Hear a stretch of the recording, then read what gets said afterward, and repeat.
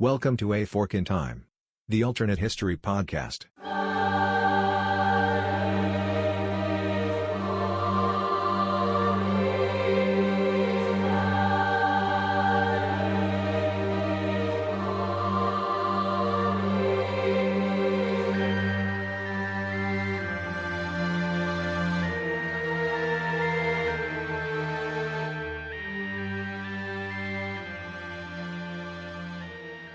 Welcome back to A Fork in Time. This is Don sitting in the host chair today. I'm glad to be sitting in the host chair.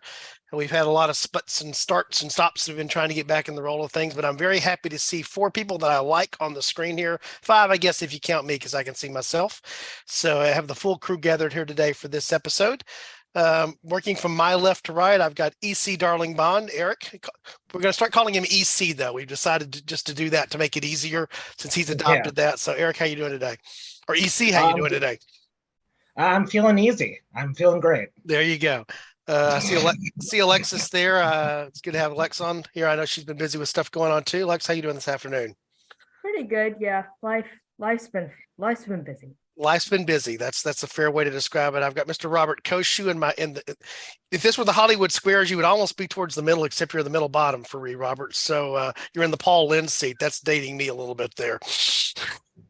I like the Paul Lynde seat. Hello, everybody. Hey, Robert. Or I guess if you're in the Brady Bunch seat, is it Alice that sits in the middle there? So if you know that, it's always Alice. Always Alice. This is what Zoom has done to us. We think Brady Bunch and Hollywood Squares. And there's Mr. Eric Rush. How are you today, Eric? Doing very well, Don. Thank you. Good to have everybody back here. So we're going to jump right into it here. And the topic is courtesy today of several folks who had suggested this, but mainly Mr. EC Darling Bond. So I'm going to let EC give us the background here. We're going to roll in as we always do with a little bit of the what did, and then we get to the fun part, which is trying to figure out what might have happened. So take it away, good sir. All right.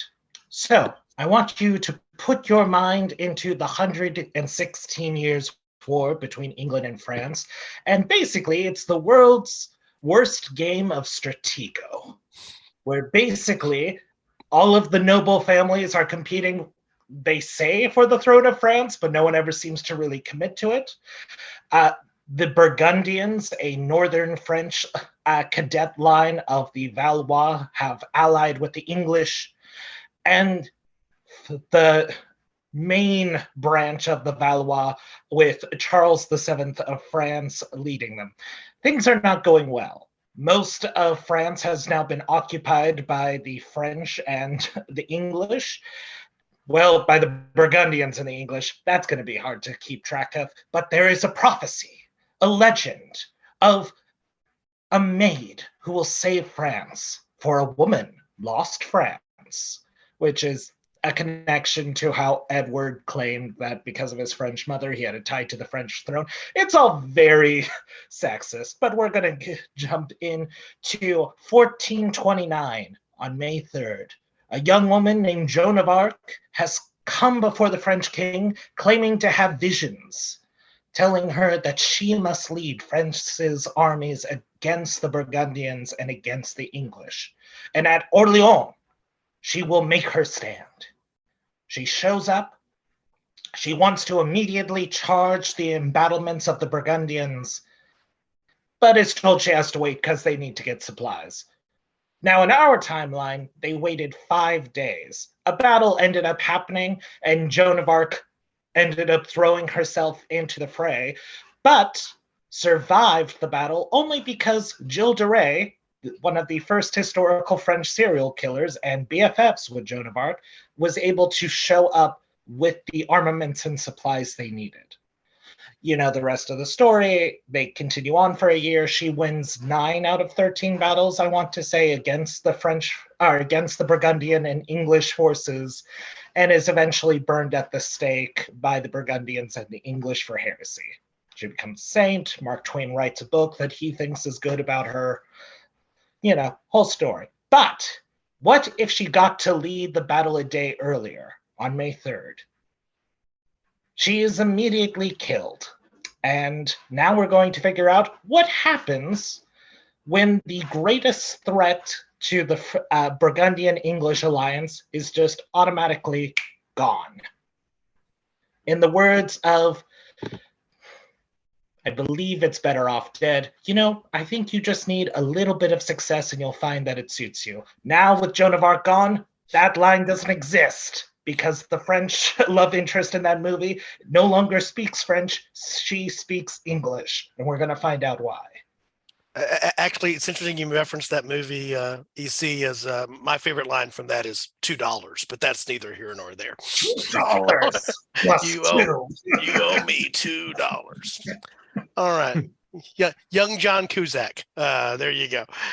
All right. So we all know that what happened in the real timeline, as was quickly summarized there, is that Joan's arrival changes the course of this long-standing battle and swings it back to where to French success when things were not looking well for the French. So I guess the first place that I want to go and throw out to the panel is the assumption being that if they go a day early, improperly supplied, all the reasons that are there, again, failure is what's going to take place, and that results in her death. So if the French don't win here, is it over for the French? Eventually, is there English and allied French forces that are in control? I guess, what's the big picture thoughts? Just going around really quick. My thought is yes, because at this point, they've really been the French have been just kind of holding out for some kind of miracle to happen. The Burgundians and the English do not have as strong as an alliance as they appear from the outside to have. But to the French, especially to Philip, or is it Philip, or who is the Charles VII? To Charles VII, who we call the Victorious because he gets crowned King of England after the battle, because Joan of Arc tells him that's what the angels want for him. It adds this sense of legitimacy. But if this great hope, who she was prophesized and that they've put a lot of faith into, just dies automatically. And she had a number of close calls during the Battle of Orleans where she was saved personally by Gilles de Rais no less than 4 separate occasions. It becomes at worst, or at best, an embarrassment of like, hey, do you remember that time Charles got that weird witch to lead a battle on that encampment? To worst of, well, Charles is a heretic. He just believed this heretic of leading a battle. That's weird. Any thoughts? Gilles de Rais, richest man in Europe, and also later to be convicted of serial killing? Well, not necessarily about that, but Yeah. I definitely think that if there was any number of ways that she could have died at the Battle of Orleans, and in many ways, I think it was more likely than not that she would have been. I almost feel like the actual history is less plausible than what could have happened. Is what the most likely set of scenarios are, honestly, that she died anonymous, at the Battle of Orleans, and you have a fairly rudderless French force, that really didn't have, that had the Dauphin and was against, and I agree with you. You see that you had the Burgundians and the English, and they had the enemy of my enemy is my friend sort of alliance. I think they could have probably, I think at best they could have carved up the turkey had they, defeated France, but that's probably about it. There might have been some tension. I could have easily seen, the English being content with Brittany, Normandy, and Gascony, and the Burgundians taking the rest of what we now consider sort of northeastern France. But it definitely wasn't it wasn't a true alliance. But I think the victory at Orleans kind of opened up the door for the further Loire campaigns, which opened the door for further campaigns, which eventually ended up in with the crowning of Charles VII, which we usually call the Dauphin, which to me is a very interesting name for a crown prince. But that's my Anglophone ears. Well, that's just because, the English love whales and the French love dolphins, Eric. There you go. I mean, I guess I like whales and dolphins, and so I guess that's a thing. 2 things. one, I agree with both Erics. The alliance between the English and the Burgundians is not really an alliance, it's more of a toleration. It is very much that enemy of my enemy is my friend thing, where it's like, we're just going to tolerate you because we like you marginally more than the people that we're fighting. And I think that the reason Joan of Arc is still talked about today is because of the outcome of the battle. If it goes differently, it's, yeah, we're gonna sweep that under the rug and not talk about that time that we accidentally put all our hopes on a heretic.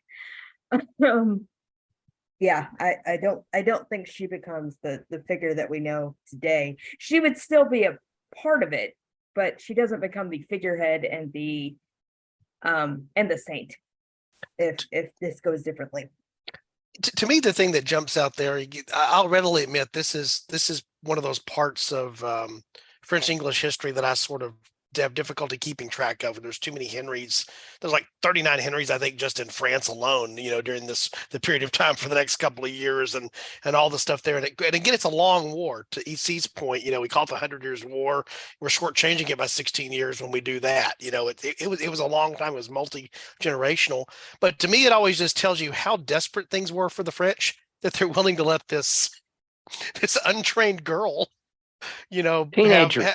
Untrained teenager. have any say at all on what they're going to do. That sort of gives you an idea of just how desperate the situation is, that it's come to this, and okay, maybe she is getting visions from God, and at this point, what almost is like we need to make sure we're properly supplied, but hey, what have we got to lose, kind of deal, which gives to me, that's just the whole indication of just how desperate the situation was.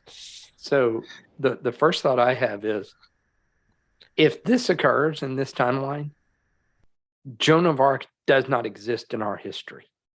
Right. At all. Like none. Like there is no mention of her at all. The English and the Burgundies definitely are victorious because Joan becomes a symbol of France at this point. And she becomes the symbol that moves everything forward into this day. The French revere, hold her in high esteem as the one who took on the bad English and did something with them.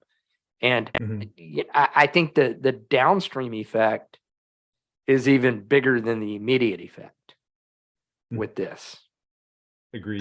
I guess that was going to be my question is, I'm trying to imagine, Eric sort of divvied up how it might be divvied up in terms of, how the settlement would go down.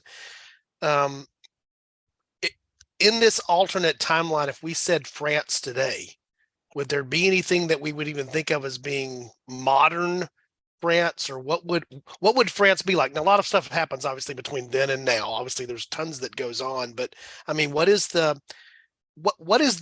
I'm just going to say, for me, the interesting thing is, there's the immediate outcome here that would be different. We just talked about that. Maybe we can talk about that more. But what is the long term here? And I think the downstream is really interesting because, like it or not, France is a big landmass part of Europe, even when they're not powerful, just because it's larger.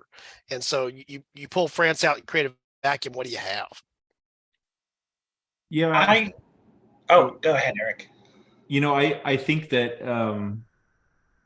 I think eventually Gascony goes back to what we consider France. I think culturally, I think it eventually goes back one way or the other. When we kind of get out of the medieval era into a more sort of early modern nation state era, that's not hard for me to envision, but similarly, I could easily see a kind of Normandy and Bretagne either being part of a kind of a greater British Empire, almost a kind of a, not quite the Angevin Empire, but not unlike the Angevin Empire. But sort of kind of maintaining some of that cultural similarity to Britain, whether politically or just culturally. And we may see a persistence of a Burgundian state, if not to the modern era, then at least a little bit longer. At least in sort of what we call the sort of the Franche-Comté, the Alsace-Lorraine, Grand Est, those sort of places that we would think of as being more Burgundian. That's not hard to see, at least for a while. I don't know how that ends up necessarily. And I think especially as, if we kind of take this 400 years into the future, when we look for kind of the Prussian unification of what we eventually called the German state, would they look to, a French state for security, or would they feel, comfortable with, being in their own nation statehood, as did, Belgium and the Netherlands? I don't think we know that. But So Eric, are you thinking, because I pulled up a map just because I was totally curious. yeah, So are you thinking France becomes three pieces? So the northern part of France, Normandy, Port de Calais, those areas. Well, Calais doesn't end up there, but Normandy And kind of end up in England. But then the eastern north part, which is like Flanders down into the Duchy of Burgundy, Yep. that all becomes Burgundy. exactly. And then France is that little southern part. And I guess the only question I have is, does the Bordeaux region stay with France, or does it stay with England? And then at some point, do you end up I think having, Bordeaux stays with France. you think Bordeaux stays with France? I do. And then, so that's interesting, because now you've got an expanded, now you have an England with a foothold on the continent and for an extended period of time, and an ally in that Burgundy kingdom at the Mhm. same time. So that becomes even more intriguing as you come out of the 100 Years' War. Well, and let's assume that everything stays the same as far as future succession, and you also have a Hanoverian dynasty in Great Britain, some several hundred years in the future, which, I mean, my geography as an American is a little distorted, but when I think of Burgundy and Hanover, they, to me, that sounds like a kind of a nothing commute. Yeah.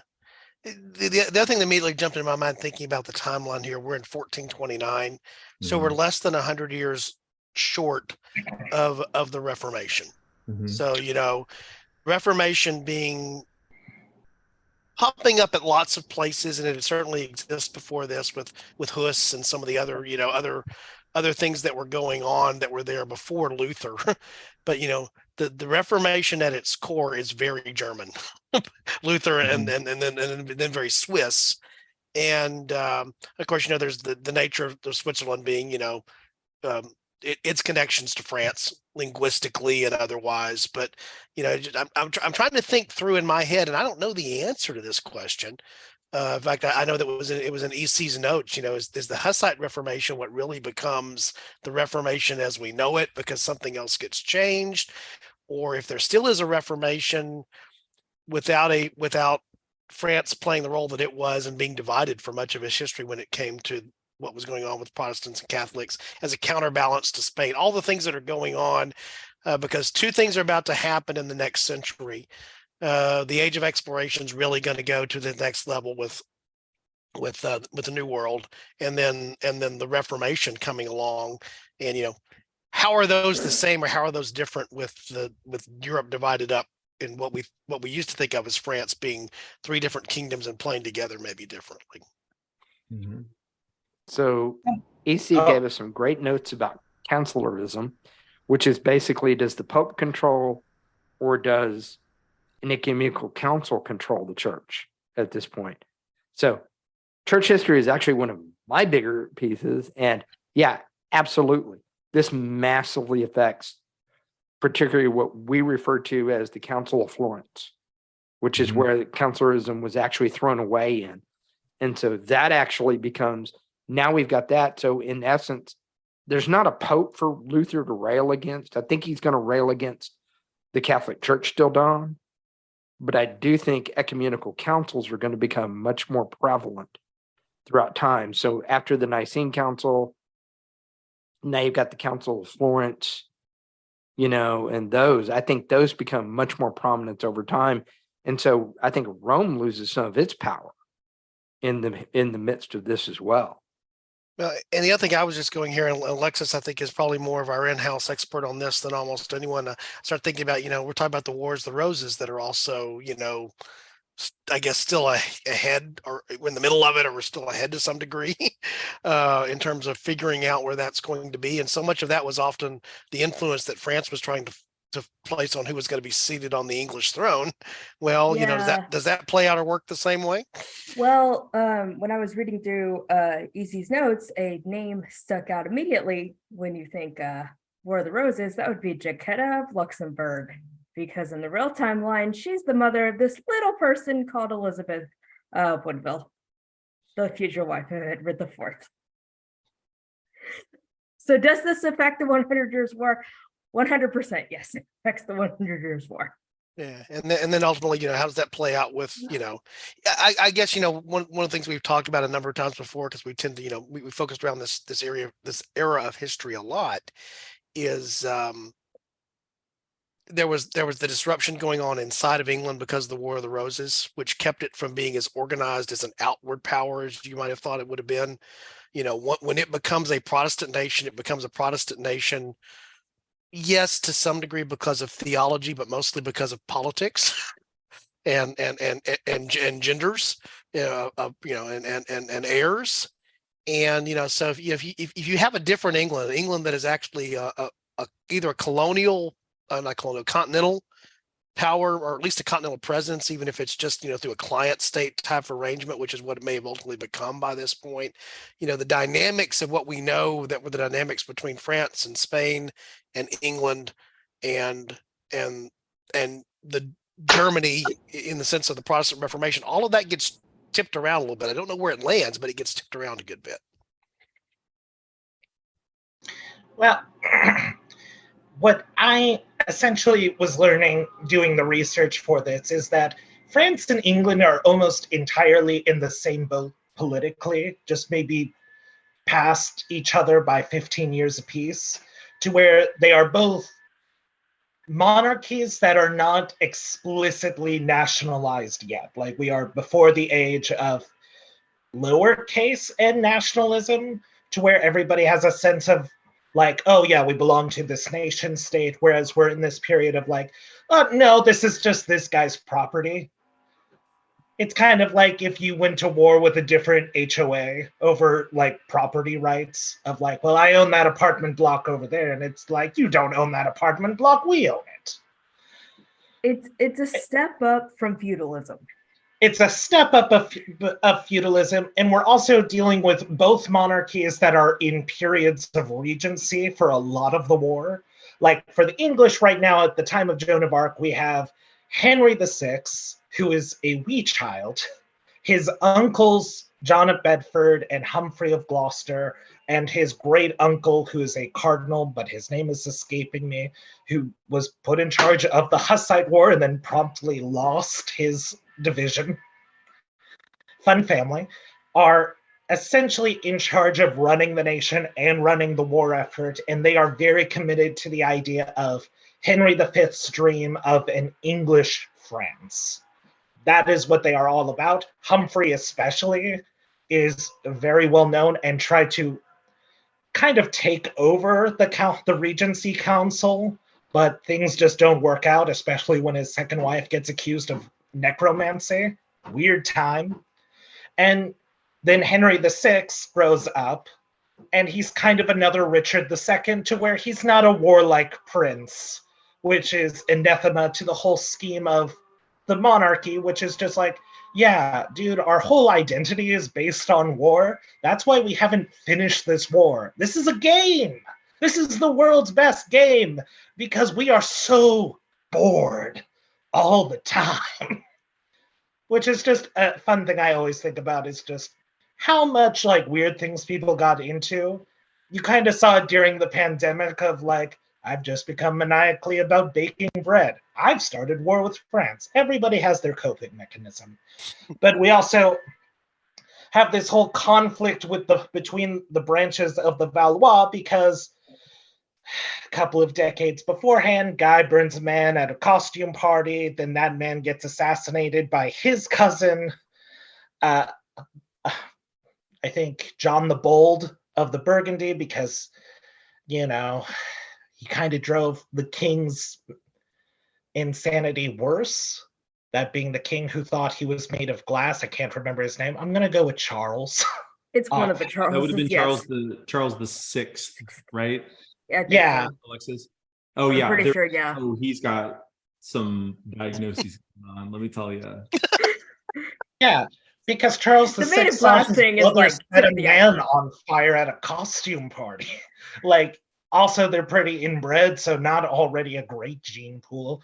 But Charles the Sixth, when he has to have a regency because of his struggles with his mental illness, his brother starts having an affair with the queen. His cousin kills his brother for doing that in public. Like you do. Yeah, and then that starts off a civil war and the 100 Years' War. So, regency councils, not great for this time period.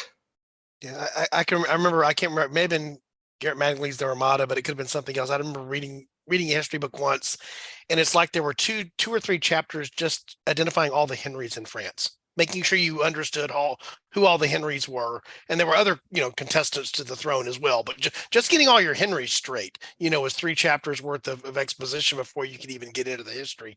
And so, I spent a half hour going through an alternative family line saying, what if Humphrey took over? And then eventually it leads into the Yorks. Do you know how many Henrys I had to count? Don that belonged to this real life family? 18. 18. It's a lot of Henrys. And going back a little bit, just to pick on something that Eric said, this transitioning from medieval into sort of the modern nation state and what's there. We're before that. It's the formation. This is starting to rise, but we've talked here. We've used the word France multiple times here, and there was an understanding of who the French were, I guess, linguistically and culturally to a degree, but not like the way we use France today when we're talking about 21st century France in terms of it being a modern nation state. These were regions, these were areas that had been at various times independent or aligned with each other and changed over time, very much as the elements inside of the United Kingdom have changed over times in terms of whether they're the same place or not. And I think that's, to me, that's what makes it interesting is here's this, here's Joan, who we started off with here, who arrives on the scene. And again, things are so desperate. It's like, well, maybe she is seeing visions from God. We'll take a chance on this because that'll work as well as anything else. So where does this ultimately lead? No Joan of Arc. We said, basically the only people that would know would probably be 3 or 4 obscure historians who may have done some research on what happened before the loss at the Battle of Orleans. Again, she would be a footnote of history at best. One of the things I always think about here is, okay, if it wasn't her, maybe it's somebody else, right? Is there the possibility that somebody else similar to that steps up just because, that's what tends to happen? Yeah, I mean, it's always possible, but it doesn't seem very plausible. And I think more than anything, Joan was it was a tonic, was a salve for the morale of the French troops. I'm going to pull a Bible quote here. I'm going to pull, Romans 8:31. If God be for us, who can be against us? And I think that's that feels very much the way that the French forces reacted to Joan, believing, whether it's true or not, whether this is actually what happened or not, that she was picked by God to be to be his representative to the French forces. So if that fails, for whatever reason, then I think you don't have that morale boost, and I think you have a lack of direction, to what we would consider to be the French forces, and so I don't think you have a crowning of the Dauphin, at least not in the foreseeable future. And so I easily see the kind of the vision, and I think this is really more Henry V's vision, because again, Henry the Sixth is, I don't even know how old he is at this point. What is he, like 13 by this point or something like that? I think he's 10. 10. Yeah, there we go. So he's a kid, so he's probably not thinking of his grand strategy for Northwestern Europe quite yet. But his father was, before, and so we have sort of Henry V's vision for a British Empire or Angevin Empire or English Empire, I don't know, whatever you want to call it, where, France, I think, has very much the same status as, what we would consider Scotland, Wales, has in our timeline. That they have their own culture. Certainly, they have their own language that has undergone a resurgence. But at the end of the day, they have internalized a lot of English culture, and that what they speak is English. And so, I think and then you have, again, we don't know what exactly happens to Burgundy. Maybe they persist to this day, and you have a Republic of Burgundy. That's an interesting, diversion that we could explore at a different point. That would be a Republic of Burgundy would be a nice little, kind of wealthy republic, almost like a very large Luxembourg in many ways, potentially. All that wine money. And wine and finance. I feel like I could do a lot with Burgundy. I feel like Burgundy would call itself France, and everybody else would call it Burgundy. It's like, that's interesting. Well, or do they call themselves France, and do what we would consider sort of the rump France, would they call themselves something else?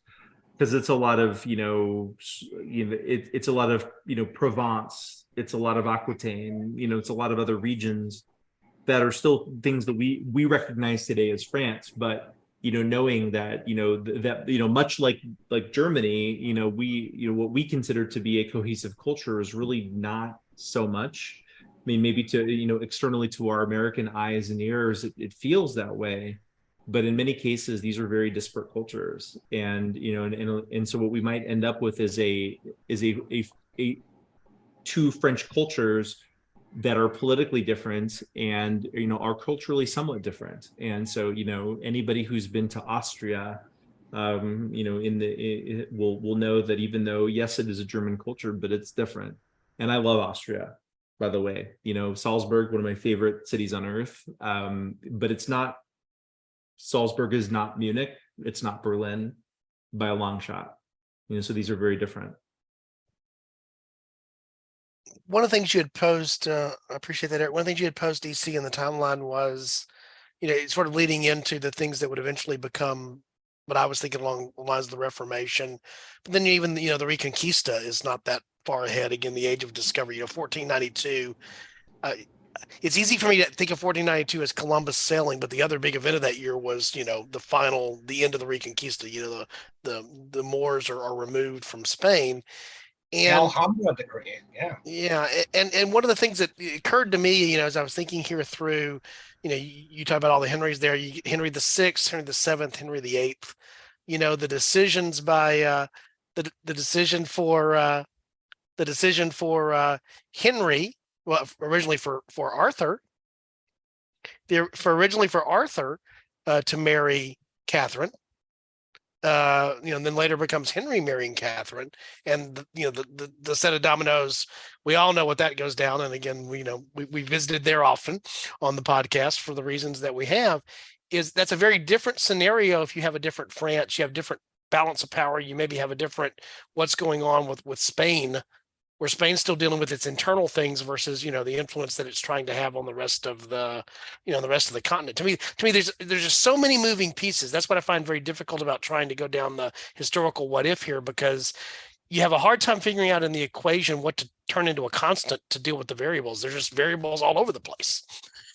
Yeah. Robert, were you about to say something? Yeah, I was going to say your butterfly effect at this point is multiple butterflies spinning off in multiple directions. And how many of them are or how many of them are canceling each other's waves out versus, amplifying somebody else's and all of that. I think that's where it gets really, so often when we go down a historical alternate path, we sort of find one predominant path and we go down it, and there's not as many influences that we think about. But here there's so many variables. I mean, it's just, this maybe changes nothing, or maybe it changes everything, I guess, is the way that I was thinking about it in my head, in terms of the long term of what's happening there. It's, if again, we're not even sure what to call these areas of France, whether they would call themselves France, is an interesting part of the equation of what's going on there.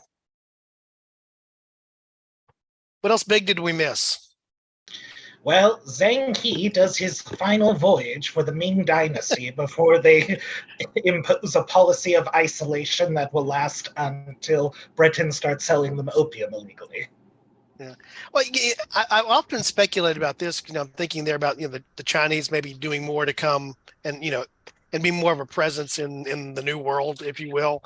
But I've often wondered about if we've talked about this before on a couple of other episodes. If you have a different England who is able to be more of an exploration power versus dealing with what they're dealing with for survival, what if it's not Spain that is the predominant influence in most of the New World? What if it is in England, or maybe it's the Portuguese, or maybe it's the Dutch? I don't know who it is, but so much of the way that we think of how history goes down there for several hundreds of years is the wealth that was brought in by the Spanish riches coming in from the New World. What if it's not them? What if it's a more unified England who's not, and there's not as much of the Reformation as we know it. That's something that they're having to do there. Where this is an island nation. They were more geared towards maritime than they just didn't have the ability to do that as much because of what they were dealing with internally politically and externally politically. Well, and then let's peek this just a little bit. Does England stay north if they go that exploration route, or do they follow Spain's route and go south? Because I think that's and I'm thinking just because of navigational reasons, they end up staying north. And so do you have not 13 colonies right along the seaboard, but maybe 15 to 20 colonies that go to the other side of the Mississippi River and go down to Florida at that point as well? I think they might have a little freer hand a bit south, but where do they sail from? So let's assume that they have at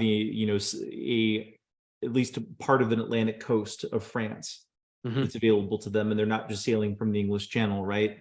So the English Channel led them to Virginia and North Carolina initially, but led them to that part of the country.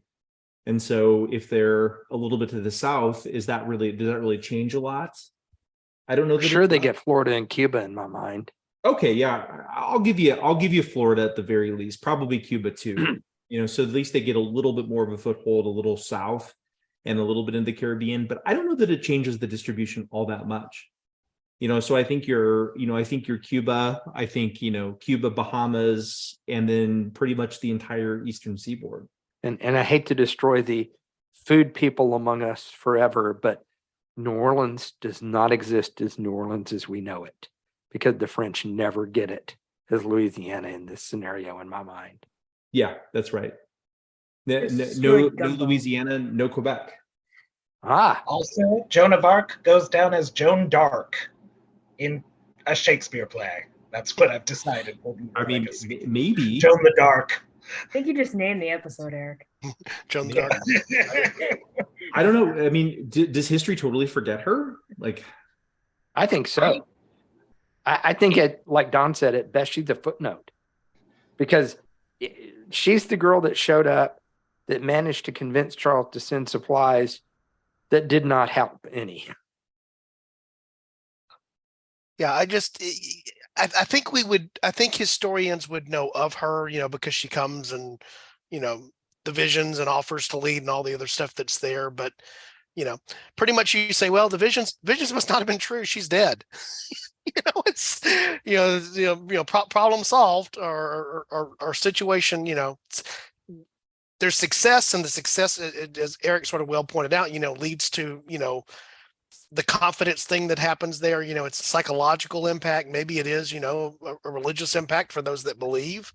And, but if she's a one-day wonder, essentially, historians will know of her because the events would have happened and they were recorded, but she's not a figure.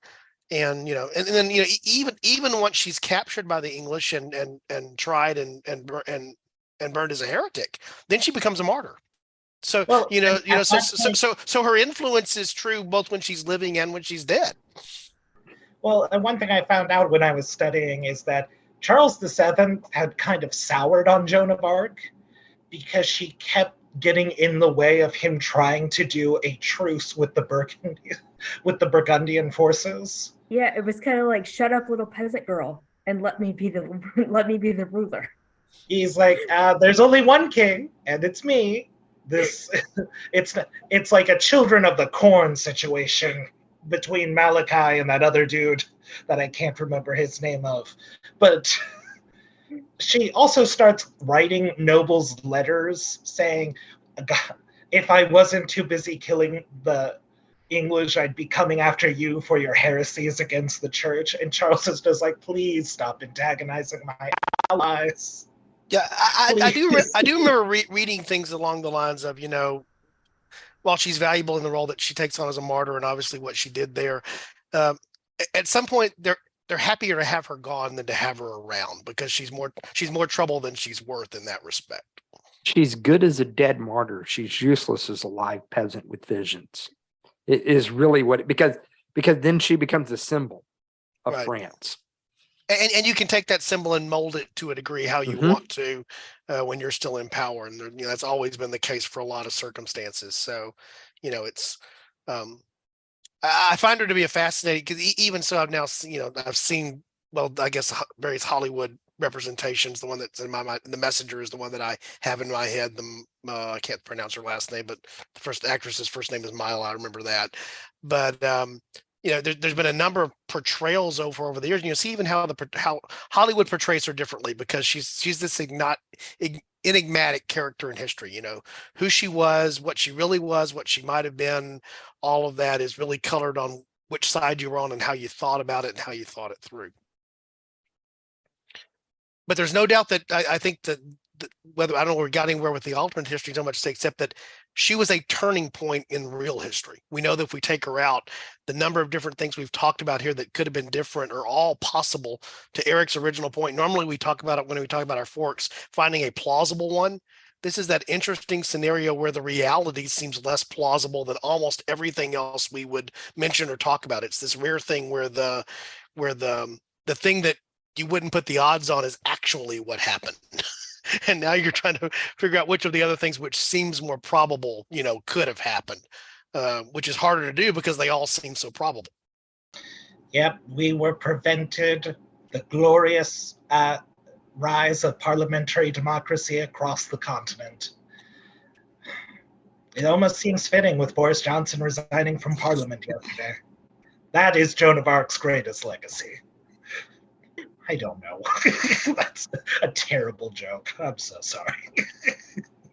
Well, yeah, and ultimately they do become, when I think of the French monarchy, I immediately go to, the Sun King. I go to Louis XIV, and then ultimately go to Louis XVI in terms of, the way I think of French monarchy at two different stages there, sort of at its height and then right before its demise. And those are very different than the France that we're talking about here when Joan is, rescuing them and bringing them to prominence. It's quite a little rise they have after 1429. So John Christophe Bonaparte is the head of Italy's Italian family in this timeline. No Bonapartes. Yeah, good stuff. All right, I'm going to go around here real quick. Did we miss anything big that anybody just was thinking about they had to get out? No. Okay. Well, I do appreciate everybody here. Thank you, EC. Thank you, Eric. Thank you, Robert. Thank you, Lex. We're doing better. We're coordinating with each other to get to record on a regular basis, so you'll see us more frequently. We owe you guys that are Fork in Time listeners that also happen to be a Room Where It Happened listeners. We definitely owe you a Room Where It Happened. I know we have some ideas about where we're going to go there. I enjoyed last week's episode. Again, it's one of those things I've said all along. I'll just say it again because it's been a while. I didn't have to do anything for that episode last week except listen to those guys who pulled the episode together, and that was a fun place to be. And Dylan and EC and the others that were part of that, Robert, were part of that. I appreciate you guys doing that. So we want to thank our listeners for being patient. Stick with us. We're worth sticking with. We got so many topics in the queue. It's unbelievable. It's just finding the time to get them done. So we just have to be better about not letting our real lives get in the way. The thing that we wish we were all just multi-billionaires so we could do this all the time and not have to really work for a living. But I haven't quite made it there yet. I was talking to somebody yesterday. I was thinking of the episode with that Chris and I guess Eric you did too, which was the SpaceX episode, the Elon Musk episode. I was talking about using Chris's analogy of Elon really is he's a Bond villain with the spaceships and everything, kind of thing. And so where'd you get that from? I said I stole that from one of the guys that's on our podcast team, but so I'll give Chris credit for that since he's not able to join us here today. Anybody have any closing thoughts before I close this out for good? All right. Alexa, I'm going to each other. Yeah. I think that's our fifth 1980s movie reference. We've gotten Better Off Dead in. Off podcast, we got in a certain Spielberg film that shall remain nameless. We've gotten in a couple of other things here. So good stuff. Yeah, be excellent to each other.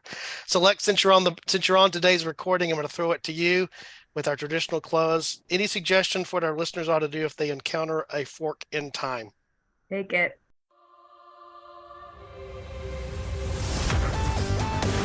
Thanks for listening to A Fork in Time, the alternate history podcast. Learn more and provide feedback by visiting our website at www.aforkintimepodcast.com. Connect to us on Facebook at facebook.com/aforkintime or follow us on Twitter at AFIT Podcast. If you want to support the show financially, visit our Patreon page at patreon.com/aforkintime. We hope you will join us next time.